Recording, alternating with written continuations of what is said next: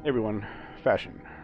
We all know that at the end of the day in Destiny, fashion is the true endgame. And over my time in Sarah, we've seen plenty of debate on the quality of armor and fashion from D1 to D2. So I decided it would be fun to boot up D1 and do a little fashion research. I also decided I would take my first ever stab at video editing of any kind to show it off, because it might be fun.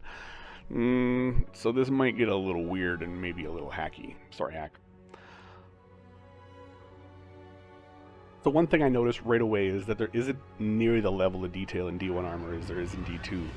The aesthetic of some of the sets I actually do think is cooler than much of what we have in D2. The example you'll see the most from me is the King's Fall set, because to me it's a great example and it's one of the very few sets that I have, if not the only one. And apparently I was not a good hoarder near the end of D1. So going back to the level of detail, D1 sets are much simpler, more streamlined, and symmetrical. Not as much extra stuff like bandoliers, knives, or ammo packs outside of some exotics. That may be a limitation of D1 or just Bungie's vision for the time. Personally, looking back, I really like the simple look, for hunters anyway. It'd be nice to have some more simple looks in D2 along with what we have already, but there's far more variation to the types and styles of armor in D2, which in itself I think is a huge plus for D2. Really, just based on graphical limitation, D2 has a much better looking armor system, even if I personally think a ton of D2's armor is too busy.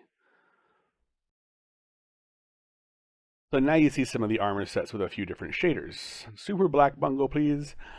To me, the D1 cloak game crushes D2's. I really wish they'd bring back some of these designs or even just the bases. I want my green snake back. Look at that fancy shader organization. This seems handy. The glowing neon green shader was always one of my favorite looks, and of course, Glowhoo. Maybe someday we'll see it again.